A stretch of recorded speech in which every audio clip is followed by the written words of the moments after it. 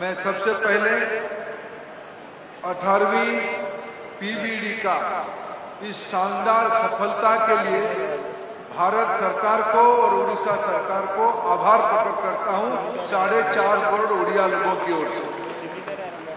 मित्रों, उड़ीसा वो भूमि है जहां ग्लोबलाइजेशन की सदियों से परंपरा रही है। कल जब माननीय प्रधानमंत्री जी प्रदर्शनी देख रहे थे, क्षण भर उड़ीसा की नौ वाणिज्य के बारे में जो एक चित्र लगा था वो वहां रुके। उनको प्रदर्शनी की चलाने वाले लोग बताएं, कार्तिक के महीने में अक्टूबर नवंबर के महीने में हवा की रूप से हजारों साल पहले उड़ीसा की प्रवासी, तभी तो प्रवासी होंगे, यहीं से प्रवास करके श्रीलंका तक पहुंचे, बाद में साउथ ईस्ट एशिया तक पहुंचे। मित्रों, उड़ीसा की सभ्यता, उड़ीसा की संस्कृति और उड़ीसा की परंपरा आज विश्व में, विशेष करके साउथ ईस्ट एशिया में विद्यमान है। इसलिए मैं कहा, जिस भूमि में सदियों से प्रवास की अभ्यास है, प्रवासियों की आने जाने की अभ्यास है, जिस राज्य में 6वीं-7वीं सदी में पुष्पगिरी विश्वविद्यालय होता था, उस पवित्र भूमि में, जिस भूमि की देवता जगन्नाथ होते हैं, जगन्नाथ यानी लॉर्ड ऑफ एंटायर यूनिवर्स, ऐसे ही भूमि में आप लोग पिछले 3 दिन यहाँ अपने हमारे अतिथि के रूप में बिताए। मैं आप सभी का फिर एक बार आभार प्रकट करता हूँ, धन्यवाद देता हूँ। भारत सरकार की, विशेष करके विदेश विभाग की पूरा टीम को, आदरणीय जयशंकर जी को, प्रधानमंत्री नरेंद्र मोदी जी की आदेश में, उनकी सुझाव में आपकी टीम ने कोई कसर नहीं छोड़ी इस पीबीडी को सफल बनाने के लिए। मैं ऐसे ही धन्यवाद दूंगा आदरणीय उड़ीसा के मुख्यमंत्री मोहन चरण मांझी जी को, उनकी टीम, उनकी मित्र मंडली पूरी ताकत लगा के प्रवासी भारतीय दिवस को आज सफल बनाए। मित्रों, हमारी सामने 2 लक्ष्य है। एक लक्ष्य 2036 में आएगी, देश में पहली बार भाषा के आधार पर जो राज्य का जन्म हुआ था, उस राज्य के नाम है उड़ीसा। जिस राज्य की विरासत हजारों साल पहले से ही बनी थी, उस राज्य अपना शताब्दी बनाएगा 2036 में।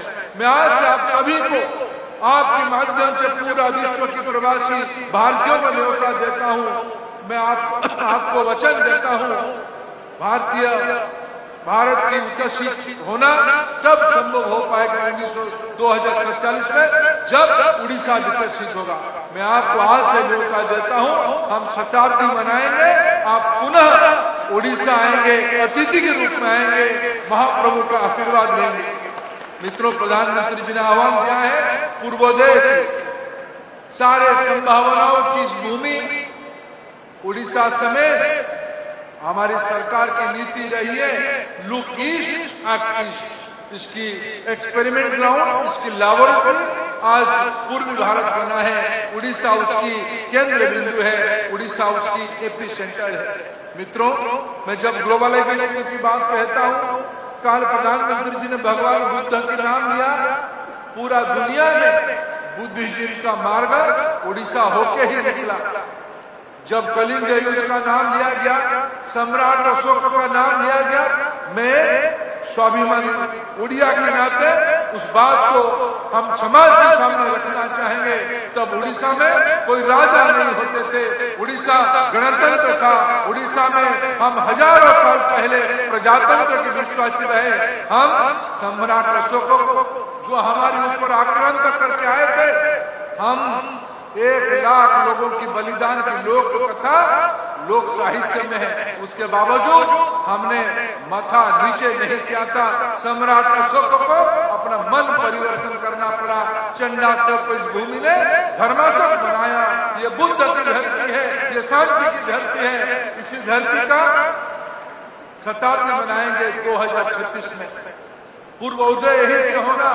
मैं फिर एक बार प्रधानमंत्री जी की दीर्घ दृष्टि के लिए जयशंकर जी के सफल नेतृत्व के लिए और आज जब प्रवासी भारतीयों को सम्मान करने का अवसर आई है, उड़ीसा की सुपुत्री, हम सभी की गौरव, जमीन से जुड़ी हुई हमारी नेत्री, भारत की लोकप्रिय राष्ट्रपति महोदया के हाथ में ही आज पुरस्कार दिया जाएगा। ये उड़ीसा की इतिहास में स्वर्ण अक्षर में लिपिबद्ध रहेगा। मैं फिर आप सबको एक बार उड़ीसा की ओर से, भारत की ओर से आभार प्रकट करता हूं। सफल बनाने के लिए भारत माता की